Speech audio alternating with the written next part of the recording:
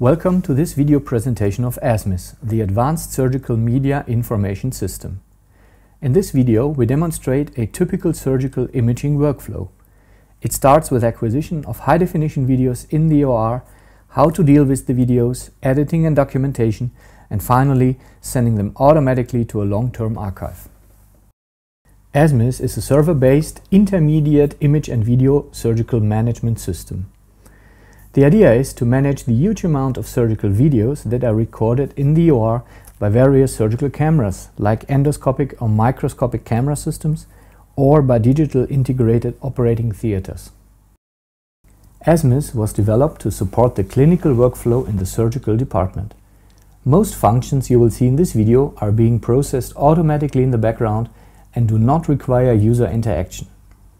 The system acts like a buffer for media files located before the final imaging archive of the hospital, to prevent that this archive, in example a PACS, is simply swamped by unwanted and uninteresting videos. Only the interesting sequences of a surgical procedure should be kept and archived for hospital-wide access and documentation. Step 1. Acquisition and recording of surgical videos inside the OR. The workflow is almost identical with any major surgical camera system like endoscopic camera systems or digital integrated operating rooms. The patient is selected from an automatically provided work list or surgical work list from the HIS or operating room and surgical scheduling tool. The patient's demographical data are being displayed in the upper right corner to make sure that it is the correct patient we are working on. The recording can be started by hitting the record button by the surgeon, or the surgeon can also use his endoscopic camera head, like the accessory button on the endoscopic camera head, or a foot switch.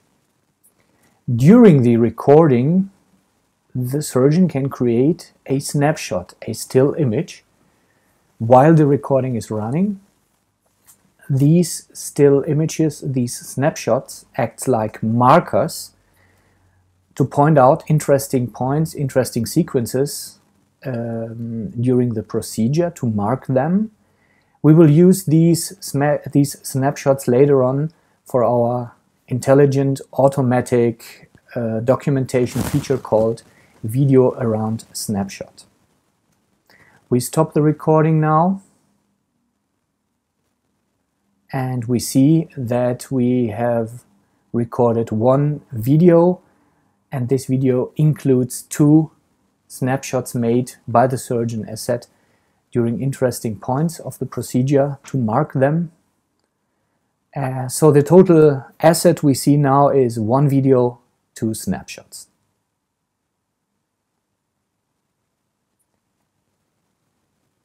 For exporting these images, these media files to ASMIS, the surgeon may select all or no video, but the normal case is automatically selection of all recorded media files to be sent or to be exported to ASMIS when the surgical procedure is finished.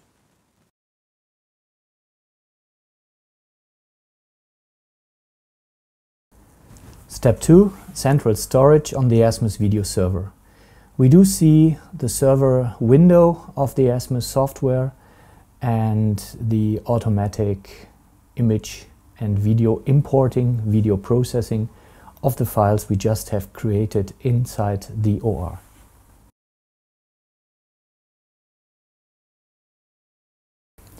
Step 3. Accessing and editing with ASMIS client.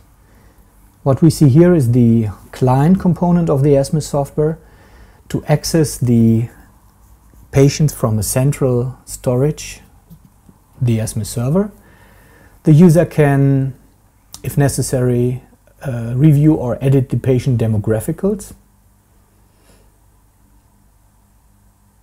and to review or work with the media with the videos of the patient, just select the patient and hit edit. We see here the originally recorded video, first item, and the other two items are automatically generated videos by this video around snapshot function. In our example, 30 seconds before and 30 seconds after the marker, resulting in a 1-minute video in total. To play back the desired video, just double-click on the video icon and playback starts on the screen. Like any other media, Windows Media playback files, however, there is a timeline, so the user can grab the pointer on the timeline and move the pointer directly to the desired video sequence and continue playing the video by hitting the play button, or pausing the video by hitting the pause button.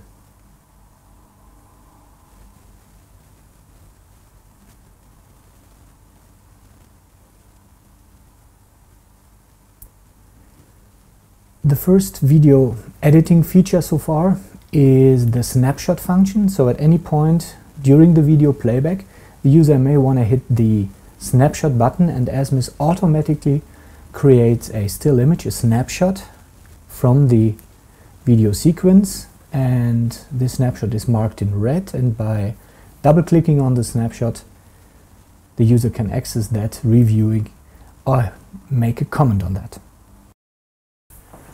The next feature is the video editing tool to cut videos, to crop them, or in other words, to shorten the video to desired sequences. To do so, the marker is moved to the desired start point and the user hits the Set Start Marker button, and when the playback continues, there is a marker visible in the timeline which can be moved manually towards the desired location, to the desired point, and by hitting the Set End Marker point, now the marked video sequence you see here is being prepared, is being selected for video editing, and when the user hits the button Save Video, this video editing job is being transferred to the server. And in the patient overview, in the patient list, the status of that patient changed to video converting, showing that now the server, the central ASMIS server, does the video converting job. And these jobs are being queued on the server for all users working with ASMIS at that time. The advantage is that there is no waiting time at the client side for re-encoding the video for the editing job, for shortening the video to the desired length. Returning to the study overview of the ASMIS client, we see that the number of video has increased automatically due to these edited video. Now we have a total asset of 4 videos, and the ASMIS edited video is marked in red, and double-click on the video opens the playback. The next feature we want to demonstrate here is a very nice and useful tool for surgical documentation. We call that info pin.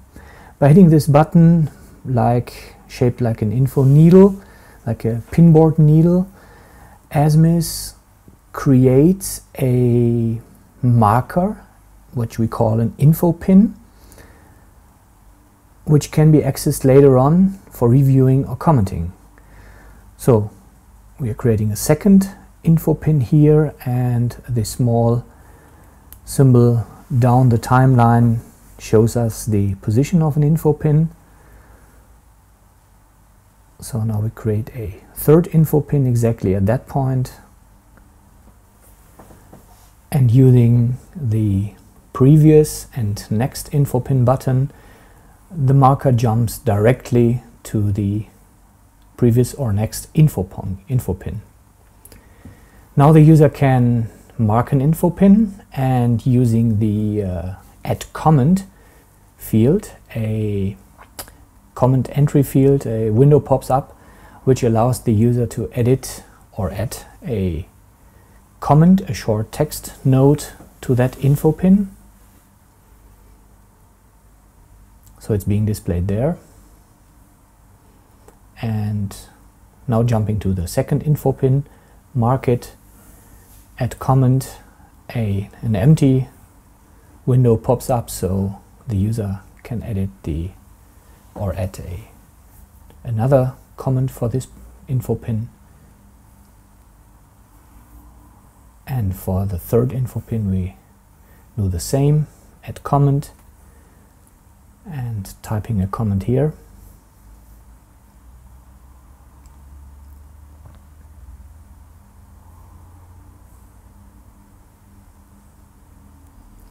And when the video is played back within ASMIS, and when the marker is reaching an info point, the video playback stops for a few seconds, and at each info point and the comment assigned to that info point is being displayed within the ASMIS client.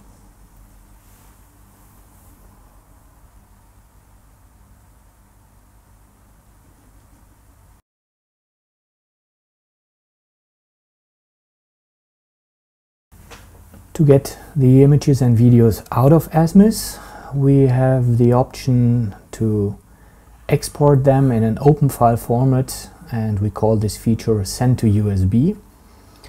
A window pops up, allows the user to select the desired videos or images to be exported.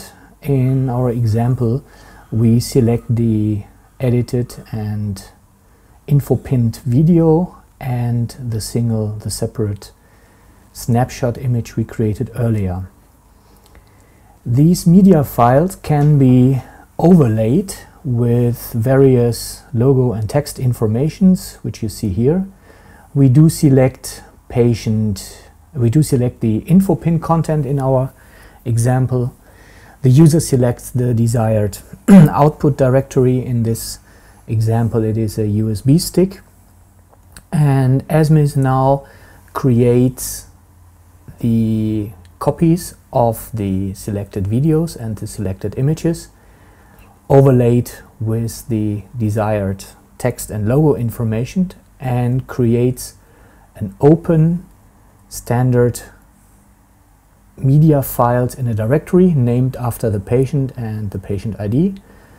And we see now standard JPEG images automatically created exactly at that point where the user has set an info pin in the video. So you see there is like the second JPEG comment at 20 seconds together with the hospital logo, which can be of course exchanged for your hospital, and the third info pin. So this is a very neat and powerful documentation feature, because automatically where an info pin is set, ASMIS creates a JPEG, a separate JPEG, so no extra user interaction is necessary here.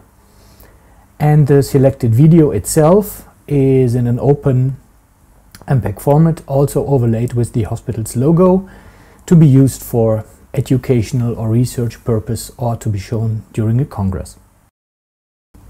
Additionally to the USB export, we support the export or the archiving option of in the DICOM format to be sent to a PAX.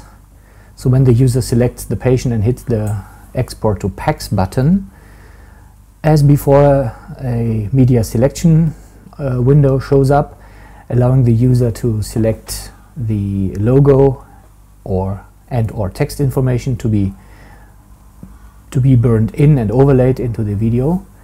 And when we hit the button OK, the status DICOM job has been sent to the server shows up, and ASMIS starts now the DICOMization of the files in the background. In other words, it puts them into the DICOM shell and sends them to the PAX automatically. There is an internal rule, an internal policy to be set by the user, which defines that certain image files and video files can be automatically sent to USB or automatically sent to the PACS after a certain amount of time. We call this the lifetime of the files. This ensures that the user will find his media files automatically in a certain archive, which is either a open file format sent to USB or in a PACS archive after the presetted lifetime of the files has expired. So a common value for this lifetime is typically like 4 weeks. Step 4. Access from PACS. So when opening the PACS software and hitting the refresh button, we do see now a new study, named after the patient of course, and the study contains 5 objects, which is 1 video and 4 images.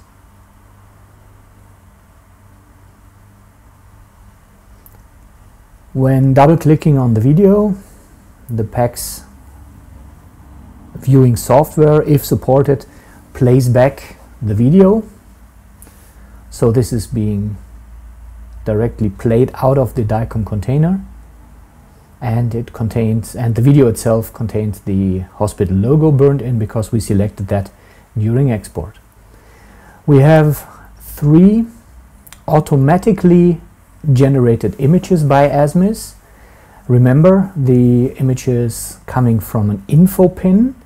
So we see the info pin comment text here in the image itself, and this info pin comment is being inserted into the DICOM field image comment. So in other words, in a DICOM tag. This makes the content of the info pins of this text searchable by the PACS viewer.